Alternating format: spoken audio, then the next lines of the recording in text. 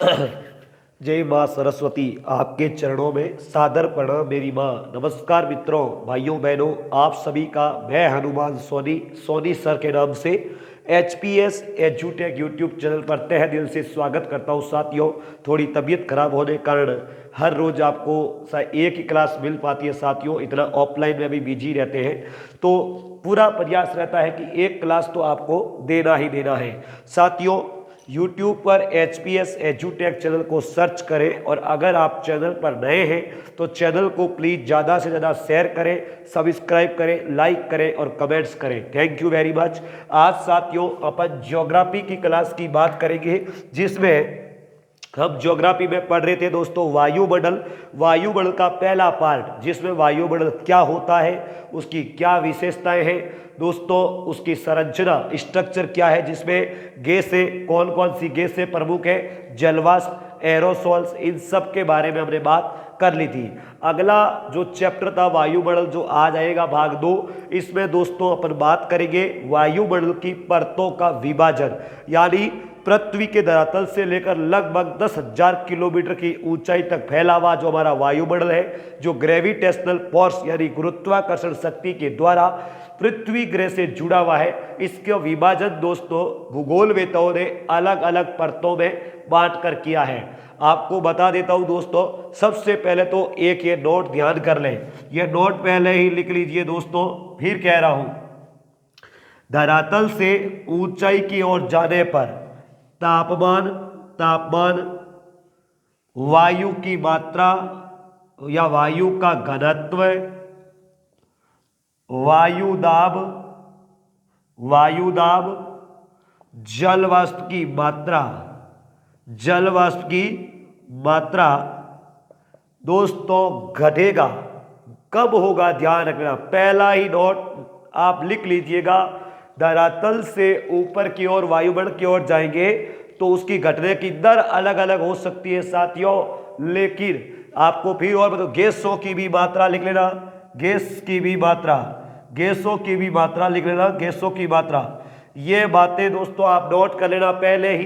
धरातल से ऊपर की ओर जाएंगे तो तापमान, वायु का घनत्व, वायु दाब, जलवाष्प की मात्रा और गैसों की मात्रा में दोस्तों कमी आएगी, लेकिन उसके घटने की दर अलग अलग हो सकती है। कंसेप्ट किधर हो गया? चलिए अब दोस्तों देखिएगा, मैं आपके सामने बात कर रहा हूं दोस्तों, एक प्रसिद्ध भूगोलवेता हुए। हालांकि वायुमंडल का विभाजन सामान्य रूप में 5 परतों में किया जाता है, लेकिन प्रसिद्ध भूगोलवेता एस पैटरसन, जिनका नाम है एस पैटरसन, इन्होंने दोस्तों अपने पुस्तक में वायुमंडल की मुख्य रूप से 5 परतें बताई, ध्यान रखना। जिसमें दोस्तों पहली बताई सोम मंडल, दूसरी दोस्तों सप्ताप मंडल, ध्यान रखिएगा, सप्ताप मंडल। तीसरी दोस्तों मध्य मंडल। चौथा है दोस्तों, ध्यान रखना, ताप या आयन मंडल। और पांचवा है साथियों, आयतन मंडल, या इसका ही दूसरा नाम है बहिर मंडल दोस्तों, बहिर मंडल या बाह्य मंडल। ये वायुमंडल की 5 परतें हैं मेरे भाइयों, ध्यान रखना।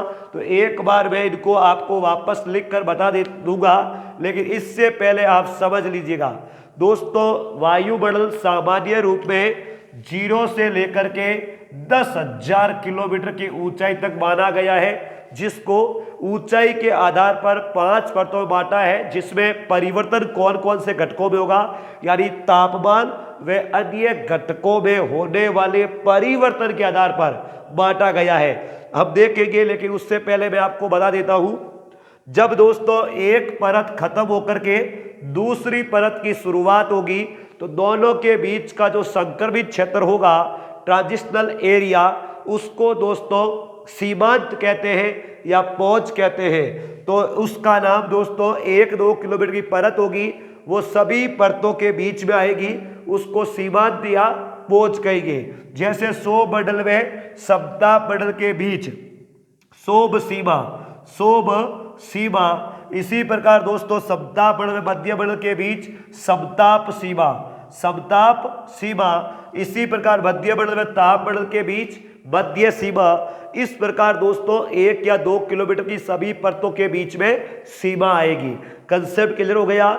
चलिए एक बार दोस्तों मैं आपको थोड़ा सा इनका वर्गीकरण बता देता हूं, फिर अपन आगे बढ़ेंगे बिल्कुल क्लियरिटी के साथ। देखो ध्यान रखना, पहली बात तो यह समझिए साथियों, ये जो परतें हैं इस प्रकार चौकोर नहीं है, तो ध्यान रखिएगा ये परतें जो है, पहली परत भूमध्य रेखा से भूमध्य रेखा पर ऊपर की ओर है और ध्रुवों पर ऐसी झुकी हुई है शोभ मंडल। इसी प्रकार दोस्तों समताप परत जो होगी वो ध्रुवों पर ऊंची ज्यादा होगी और शोभ मंडल पर झुकी होगी। इसी प्रकार तीसरी परत यहाँ पर झुकी हुई होगी।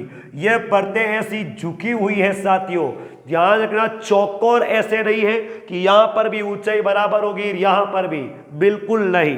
दूसरी बात और सुने दोस्तों, अलग अलग ऋतु में इनकी ऊंचाई में परिवर्तन होता है। ग्रीष्म ऋतु में परिवर्तन होगा और शीत ऋतु में भी ऊंचाई में परिवर्तन होगा, यह थोड़ी बात ध्यान रखिएगा। एवरेज ऊंचाई दोस्तों मानी जाएगी इनकी, जबकि ध्रुवों पर और विषुवत रेखा पर ऊंचाई में परिवर्तन होगा। कंसेप्ट क्लियर हो गया। चलिए क्योंकि फिर केवल दोस्तों अपन क्या करेंगे, इनकी विशेषता ही पढ़ेंगे जो आपको नोट करनी होगी। ध्यान रखिएगा दोस्तों, 0 से लेकर के एवरेज 13 व अधिकतम 18 किलोमीटर तक जो मंडल होता है उसे कहते हैं शोभ मंडल। ध्यान रखना, शोभ मंडल, शोभ मंडल का ही दोस्तों इसका अंग्रेजी वर्ड साथ में लिखते चले, ट्रोपोस्फियर। ध्यान रखना, ट्रोपोस्फियर, ट्रोपोस्फियर। फिर दोस्तों ध्यान रखना, 18 से लेकर के सामान्य तो 13 ही होता है औसत, लेकिन भूमध्य रेखा पर 18 होता है, तो ध्यान रखना 18 से लेकर के 50 किलोमीटर तक दोस्तों होता है समताप मंडल। क्योंकि इस मंडल में ध्यान रखना दोस्तों वायु का घनत्व कम हो जाता है, तापमान समान रहता है, इसलिए दोस्तों इसमें मौसमी घटनाएं नहीं होती है, तो समताप मंडल नाम दे दिया। ध्यान रखिएगा मेरे भाइयों, इस मंडल को कहते हैं स्ट्रेटोस्फियर। यह बात आप थोड़ी ध्यान रखें, अंग्रेजी वर्ड लिखते चले।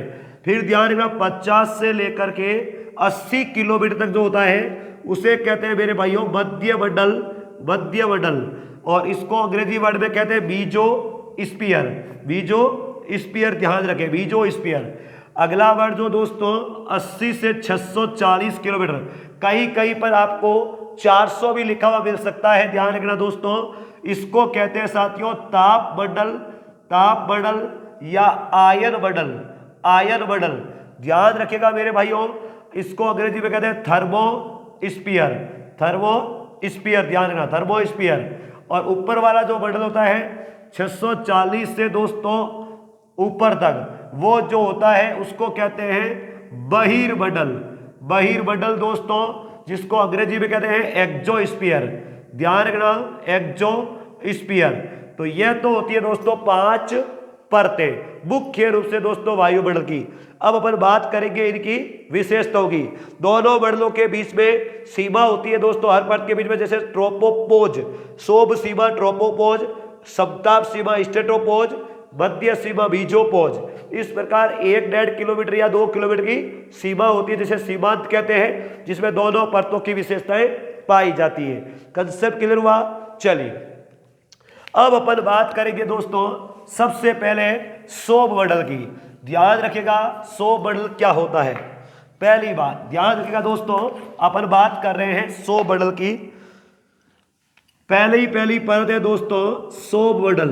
शोभ मंडल को अंग्रेजी में कहते हैं ट्रोपोस्फियर, जो अभी मैंने आपको बताया था ट्रोपोस्फियर। अब इनकी विशेषताओं के बारे में बात करें। सबसे पहली वायुमंडल की सबसे निचली परत है, वायुमंडल की सबसे निचली परत है मेरे भाइयों। ध्यान रखना वायुमंडल की सबसे निचली परत, समझ में आ गई। यानी वायुमंडल की कुल 5 परतें हैं, जिनमें सबसे निचली परत कौन सी है, शोभ मंडल। दूसरी बात औसत ऊंचाई जो है साथियों, औसत ऊंचाई है 13 किलोमीटर विषुवत रेखा पर।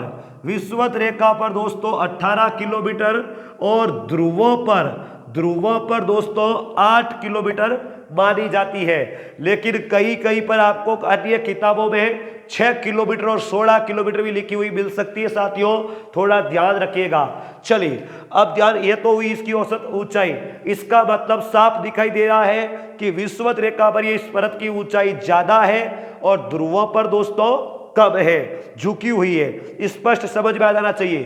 तीसरी बात दोस्तों ध्यान रखना, वायु का और वायुमंडल के घनत्व का 75% भाग इसी मंडल में होता है। इसलिए दोस्तों सभी मौसमी व जैविक घटनाएं इसी मंडल में होती है। ध्यान रखना, सभी मौसमी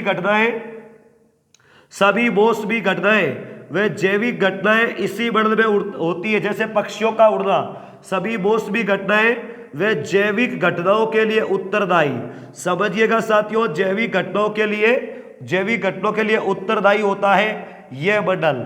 चलिए अगली बात दोस्तों, राष्ट्रीय स्तर की जो घरेलू हवाई जहाज उड़ते हैं, घरेलू उड़ानें होती है, वो इसी मंडल में होती है। यानी घरेलू हवाई जहाज हेलीकॉप्टर सेवा जो उड़ते हैं वो दोस्तों इसी मंडल में। समझिएगा, कंसेप्ट क्लियर होना चाहिए मेरे भाइयों।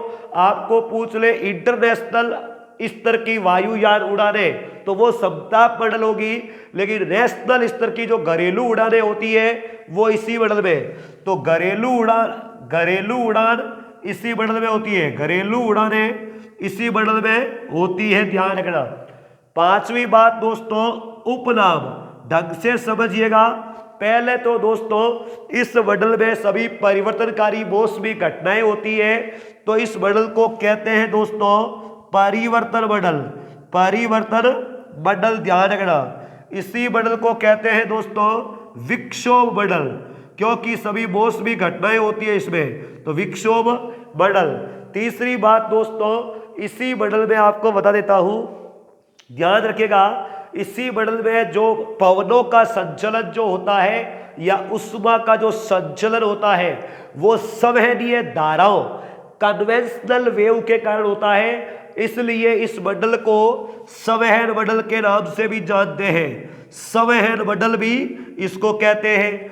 चौथी बात दोस्तों ढंग से समझिएगा, इस मंडल में सभी प्रकार की जैविक क्रियाएं इसी मंडल में होती है। यह बातें आप ध्यान रखें दोस्तों। इस मंडल का जो नामकरण है आपको शायद दिखाई नहीं दे रहा होगा, इस मंडल का नामकरण किसने किया?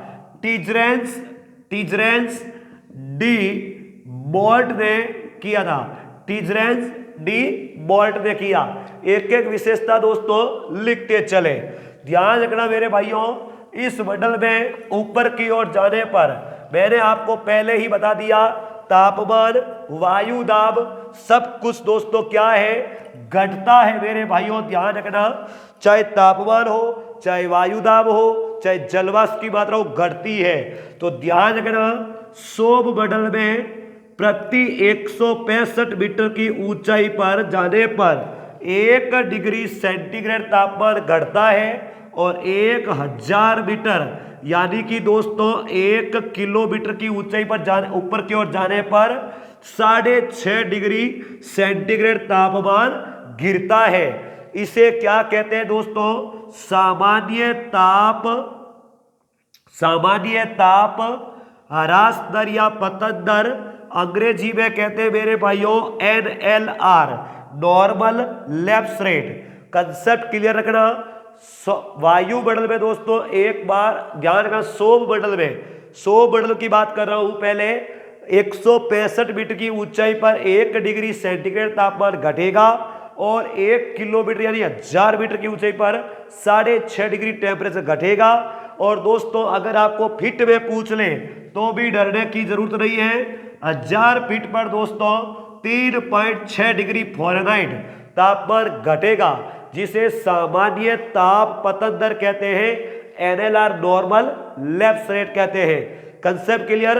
बादलों का बनना, बरसात का होना, आंधी का आना, चिड़ियों पक्षियों का उड़ना, यह सभी घटनाएं इसी मंडल में होती है मेरे भाइयों।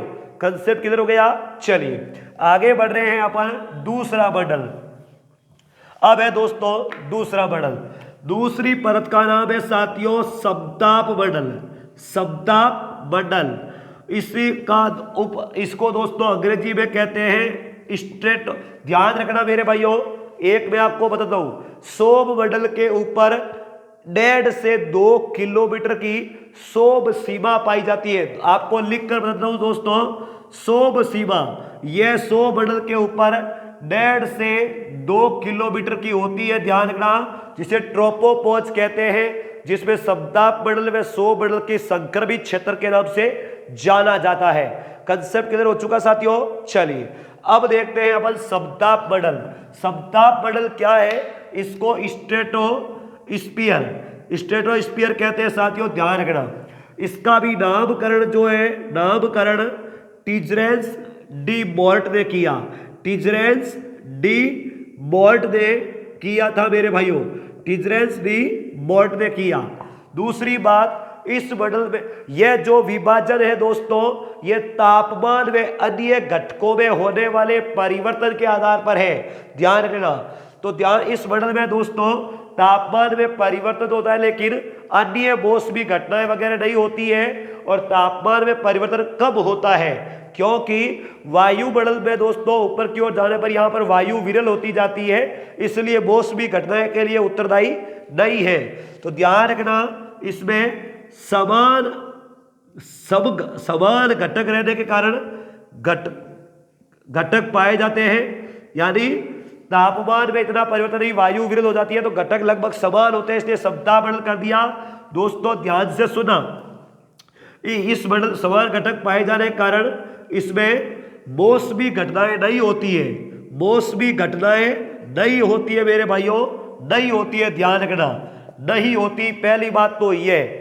दूसरी बात, इस मंडल में दोस्तों एक बार तो नीचे की ओर जब जाते हैं, इसकी औसत ऊंचाई जो होती है, ऊंचाई वो दोस्तों 50 किलोमीटर तक मानी जाती है। सोम मंडल से ऊपर 50 किलोमीटर तक मानी जाती है। ध्यान रखना, 50 किलोमीटर। याद रखिएगा मेरे भाइयों, इस मंडल में अंतरराष्ट्रीय स्तर के वायुयान, अंतरराष्ट्रीय स्तर के वायुयान जो है, अंतरराष्ट्रीय स्तर के वायुयान, बिजली ने धोखा दिया मेरे भाइयों, वायुयान इसी मंडल में उड़ते हैं। यानी आपको पूछ ले कि लड़ाकू विमान या जेट विमान या इंटरनेशनल स्तर की जो उड़ानें होती है वो किस मंडल में होती है? समताप मंडल में। और दोस्तों मैं उदाहरण देकर आपको समझा देता हूं, जो एकदम दबी हुई आवाज की दोस्तों जो उड़ान वाली गाड़ी चलती है, जैसे अपन मारवाड़ी में उड़न कहते हैं, आप देखना जैसे वो उड़ेगी तो दोस्तों आसमान में बादल में छिप जाएगी। इसका मतलब यह हुआ कि ये क्या है? बादल से ऊपर उड़ रही है। कंसेप्ट क्लियर हो चुका है। चलिए, तो अंतरराष्ट्रीय स्तर की वायुयान जो है समताप मंडल में ही होती है। इसमें दोस्तों एक बार तापमान घटता है पहले तो 0 डिग्री तापमान जो है दोस्तों समताप मंडल में होता है पहले तो, यानी पहले तापमान घटेगा तो 0 डिग्री तापमान इसी मंडल में होता है। लेकिन फिर दोस्तों तापमान पुनः बढ़ने लग जाता है, फिर तापमान वापस बढ़ने लग जाता है, जो दोस्तों ओजोन गैस के लिए उत्तरदायी है। ध्यान रखना, पहले तापमान घटेगा, 100 मंडल से घटता आ रहा तो इसमें घटेगा और 0 डिग्री पर आएगा समताप मंडल में, लेकिन फिर दोस्तों वापस इसमें बढ़ जाएगा, ऊपर वाले भाग में दोस्तों समताप मंडल की ऊपरी परत में बढ़ेगा। तो ध्यान रखिएगा, इसे कहते हैं दोस्तों तापमान प्रतिलोमन। याद रखिएगा, समताप मंडल में दोस्तों क्या है आपको बताता हूं, सुनिएगा। समताप मंडल में दोस्तों पहली बात तो तापमान ऊपर की ओर के लिए बढ़ेगा, तो दोस्तों इसे कहते हैं तापमान प्रतिलोमन। तापमान प्रतिलोमन ये क्या होता है दोस्तों? नीचे ठंडा और ऊपर गर्म, नीचे ठंडा और ऊपर गर्म। इसका मतलब क्या होता है दोस्तों कि देखो, सामान्य रूप में अपन बोलते हैं कि जब धरातल से ऊपर की ओर जाते हैं तो तापमान घटेगा, लेकिन दोस्तों इसका उल्टा हो जाए कि घटने की बजाय वापस बढ़ने लग जाए तो उसे कहते हैं तापमान प्रतिलोमन। जैसे समताप मंडल में पहले जाते तो तापमान घटता है, 0 डिग्री होता है, फिर वापस बढ़ने लग जाता है ऊपर की ओर दोस्तों, इसे कहते हैं तापमान प्रतिलोमन। तो वायुमंडल की समतापमंडल जो परत है वो तापमान प्रतिलोमन का उदाहरण है। दूसरी बात दोस्तों, इस मंडल में ध्यान रखना नैक्यस बादल, ध्यान रखना दोस्तों, रात्रि में दिखाई देने वाले बादल नैक्यस बादल दिखाई देते हैं। रात्रि में चमकने वाले जो बादल होते हैं नैक्यस बादल कहते हैं उसको, नैक्यस बादल इसी मंडल में दिखाई देते हैं दोस्तों, इसी मंडल में, जिसको क्या कहते हैं, नैक्यस बादल। इसको दोस्त इन बादलों को दोस्तों mother of pearl cloud, mother of pearl cloud कहते हैं। ध्यान रखो, मदर ऑफ पर्ल क्लाउड कहते हैं। ये रात्रि में दिखाई देने वाले बादल होते हैं जिनको हिंदी में मेरे भाइयों डिसा द्वीप बादल कहते हैं, डिसा द्वीप मेघ कहते हैं, जो समतापमंडल में मिलते हैं।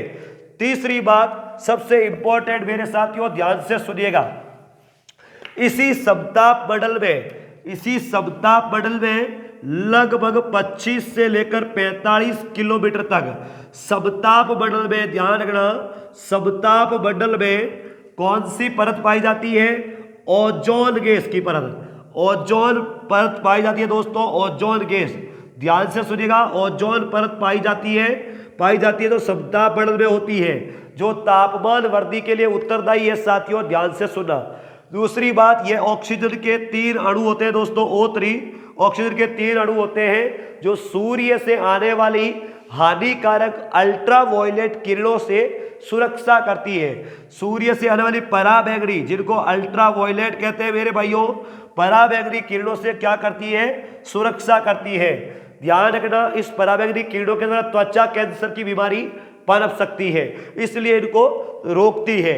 दोस्तों ध्यान रखना, अगर आपसे पूछा जाए कि ओजोन गैस की मोटाई किस में मापी जाती है, तो ओजोन गैस की जो मोटाई है वो दोस्तों डॉबसन में, ध्यान रखना, डॉबसन में मापी जाती है, डॉबसन में मापी जाती है, ध्यान रखना, डॉबसन में मापी जाती है।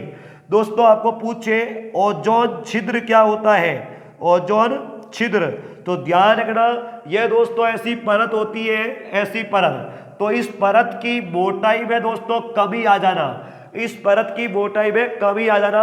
अगर आपको पूछ ले ओजोन होल क्या है, तो ओजोन परत की मोटाई में कमी आना, यानी वो परत क्या होना, पतली होना। इस परत में होने वाली जो कमी है दोस्तों, जिसे ओजोन छिद्र कहते हैं, अंटार्कटिका महाद्वीप पर, अंटार्कटिका महाद्वीप पर दोस्तों, अंटार्कटिका महाद्वीप पर ध्यान रखना, फरमन साहब ने, किसने, ये वैज्ञानिक है दोस्तों, फरमन ने 1985 के लगभग, ध्यान रखना, निम्बस 7 वायुयान जो अमेरिका का प्रयोग था दोस्तों, इसके माध्यम से अंटार्कटिका महाद्वीप पर पता लगाया था। यह बात हुई दोस्तों ओजोन गैस के बारे में। चलिए, और समतापमंडल खत्म होता है। अब दोस्तों अगला मंडल है तीसरा, इसके ऊपर दोस्तों 1.5 से 2 किलोमीटर की समताप सीमा पाई जाती है। याद रखेगा, तीसरा मंडल दोस्तों कौन सा है, मध्य मंडल, मध्य मंडल, जिसको बीजोस्फीयर कहते हैं, बीजोस्फीयर, याद रखना मेरे भाइयों, बीजोस्फीयर। इस मंडल की ऊंचाई जो है, याद रखना, 80 किलोमीटर मानी जाती है, 80 किलोमीटर मानी जाती है। सबसे बड़ी बात दोस्तों यह है कि इस मंडल में पहले तो तापमान जो समतापमंडल से बढ़ता हुआ आ रहा है इसलिए बढ़ेगा, लेकिन फिर वापस घटेगा, और घटते घटते सबसे न्यूनतम तापमान इस मंडल में आ जाता है। पहले तापमान जो है दोस्तों, तापमान पहले बढ़ेगा, फिर घटेगा, और दोस्तों ध्यान से सुना, वायुमंडल में सबसे ठंडा क्षेत्र जो मध्य सीमा है, मध्य सीमा यानी मेसोपोज, यह वायुमंडल का सबसे ठंडा क्षेत्र हो जाता है। वायुमंडल की सबसे ठंडी परत आपको पूछ ले, सबसे ठंडी परत यानी सबसे कम तापमान किस परत में होता है, तो मध्य सीमा में दोस्तों माइनस में तापमान चला जाता है। इसके बाद में दोस्तों जो तापमान बढ़ता है वो बढ़ता ही रहेगा, फिर तापमान नहीं घटेगा। इसीलिए इसकी ऊपर वाली परत जो होती है उसको तापमंडल थर्मोस्फीयर कहते हैं। ध्यान से समझना। तो यह परत जो है सबसे ठंडी होती है दोस्तों वायुमंडल की मध्य सीमा। पहले तापमान बढ़ेगा फिर घटेगा। दूसरी बात दोस्तों, इसमें जो है याद रखिएगा, इसके बाद में दोस्तों जो फिर तापमान वापस बढ़ने लगता है तो ध्यान रखना, अंतरिक्ष से टूटकर गिरने वाले उल्कापिंड, जो उल्कापिंड दोस्तों अंतरिक्ष में टूटकर गिरते हैं, वो उल्कापिंड मेरे भाइयों इस मंडल में आकर के जल करके राख हो जाते हैं। उल्कापिंड जो है इसी मंडल में आकर नष्ट होते हैं। आपको कई बार दोस्तों, एक बार सीटेट में सवाल उठा था कि अंतरिक्ष से टूटने वाले, जिसे अपन कहते हैं तारा टूटा, तो अंतरिक्ष में टूटकर गिरने वाले जो उल्कापिंड है वो मध्य मंडल में आकर जल करके क्या हो जाते हैं, राख हो जाते हैं। इस मंडल में दोस्तों एक बादल पाए जाते हैं जिन्हें नॉक्टिलुसेंट बादल कहते हैं। कभी आपसे सवाल पूछा जाए कि नॉक्टिलुसेंट बादल जो है किस मंडल में मिलते हैं, तो इसी मीजोस्फीयर मध्य मंडल में मिलते हैं। तो यह बात होती है दोस्तों मध्य मंडल की। इसके ऊपर दोस्तों तापमान बढ़ने लग जाता है, फिर बढ़ता ही रहता है, तो उस मंडल को कहते हैं, चौथा मंडल जो है वो है ताप मंडल। ताप मंडल है दोस्तों ताप मंडल, जिसको थर्मोस्फीयर कहते हैं, थर्मोस्फीयर।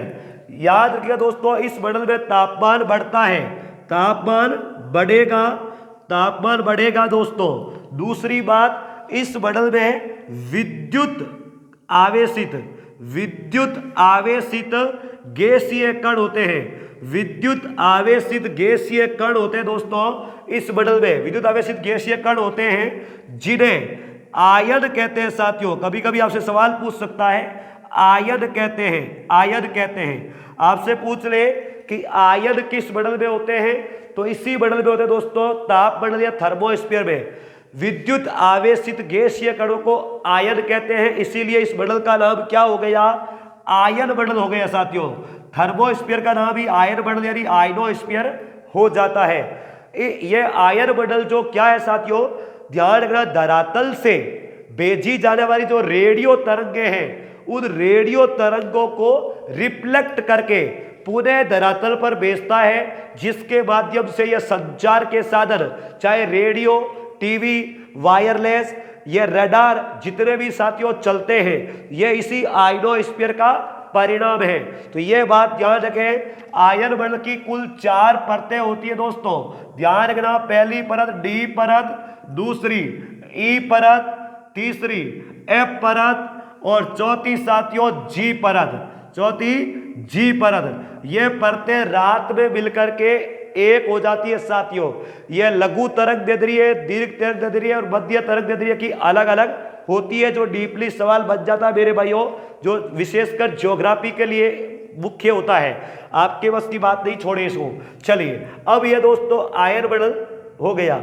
याद रखिएगा, इस मंडल में साथियों ध्रुवों पर रात्रि में एक प्रकाशीय ज्योति दिखाई देती है, जिसे अरोरा कहते हैं। अरोरा, ध्यान रखना मेरे भाइयों, अरोरा, कभी आपको पूछ रहे अरोरा या ज्योति, ध्यान रखिएगा किस मंडल में होती है, तो आयन मंडल में। सुनिएगा, आयन मंडल में ध्रुवों पर, दोनों ध्रुवों पर रात्रि में चमकती हुई एक ज्योति दिखाई देती है, जिसे अरोरा कहते हैं।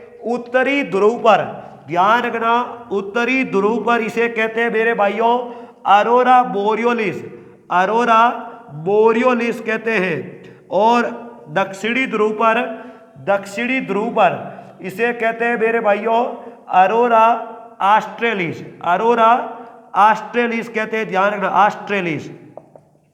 एक एक वर्ड को लिखते हुए चले मेरे भाइयों, अरोरा ऑस्ट्रेलिस कहते हैं। यह बात आपका कंसेप्ट क्लियर हो गया होगा। चलिए आगे बढ़ रहा हूं मेरे भाइयों। अब सुनिएगा लास्ट परत, और इस मंडल की जो ऊंचाई है साथियों वो 640 किलोमीटर होती है। इस थर्मोस्फीयर मंडल की ऊंचाई 640 किलोमीटर होती है साथियों। लास्ट मंडल बचा है मेरे भाइयों, ध्यान रखिएगा, इसे कहते हैं बहिर्मंडल, एक्सोस्फीयर, बहिर्मंडल। पांचवा है बहिर्मंडल साथियों, बहिर्मंडल, जिसे अपन कहते हैं बहिर्मंडल या बाह्यमंडल, जिसे कहते हैं एक्सोस्फीयर, एक्सोस्फीयर यानी बहिर्मंडल। इसकी ऊंचाई 640 किलोमीटर से ऊपर की मानी जाती है दोस्तों। ध्यान रखिएगा, पहली बात, इस मंडल को आयतन मंडल भी कहते हैं, आयतन मंडल भी कहते हैं। दूसरी बात, चुंबकीय मंडल भी कहते हैं, चुंबकीय मंडल भी कहते हैं इसको, बहिर्मंडल को। क्योंकि दोस्तों इसी मंडल में ध्यान रखना, कृत्रिम रूप से जो सैटेलाइट लगाए जाते हैं, छोड़े जाते हैं, वो इसी मंडल में होते हैं। जो अगर मान लो सूर्य कालिक यानी दोस्तों कम ऊंचाई के हो तो आयतन मंडल में, और ज्यादा ऊंचाई वाले भू स्थितिक जियो स्टेशनरी वाले हो तो चुंबकीय मंडल में लगाए जाते हैं, जो 30,000 से 36,000 किलोमीटर की ऊंचाई पर होते हैं, वो इस चुंबकीय मंडल में होते हैं। दूसरी बात साथियों ध्यान से सुना, इस मंडल में हल्की गैसों की प्रधानता होती है, हल्की गैसें पाई जाती है, ध्यान रखना, जिसमें दोस्तों मुख्य रूप से हाइड्रोजन, दूसरी होती है हीलियम, यह मुख्य होती है, जिनसे दोस्तों तारों का निर्माण होता है। तारों में मुख्य रूप से यही दो गैसें होती है। इस दुनिया का सबसे पावरफुल जो ईंधन है, फ्यूल है, वो हाइड्रोजन ही है, जिनका परमाणु क्रमांक 1 होता है, और हल्का फुल्का तत्व कहते हैं दोस्तों, इसको ध्यान रखना। लेकिन सबसे पावरफुल होने के कारण इसी को दोस्तों फ्यूचर ऑफ फ्यूल या फ्यूल ऑफ फ्यूचर कहते हैं, भविष्य का ईंधन कहते हैं। याद रखना, जिसमें ज्यादा एनर्जी की जरूरत होती है दोस्तों रॉकेट में, तो इसमें हाइड्रोजन ही बना जाता है। यह बात आप ध्यान रखें। तो यह तो हुई दोस्तों पृथ्वी के वायुमंडल की परतें। अब साथियों यह तो था जो एक सामान्य वर्गीकरण जो तापमान वैद्य घटकों के आधार पर। वर्तमान में दोस्तों वायुमंडल का एक रासायनिक तत्वों के आधार पर वर्गीकरण है। तो रासायनिक तत्वों के आधार पर ध्यान रखा जाए, रासायनिक आधार पर वर्गीकरण आपको पूछ ले, रासायनिक आधार पर वर्गीकरण, तो इसके भी दो भाग है मेरे भाइयों। पहला है सबमंडल, जिसे कहते हैं दोस्तों होमोस्फीयर, ध्यान रखना स्फीयर। और दूसरा है मेरे भाइयों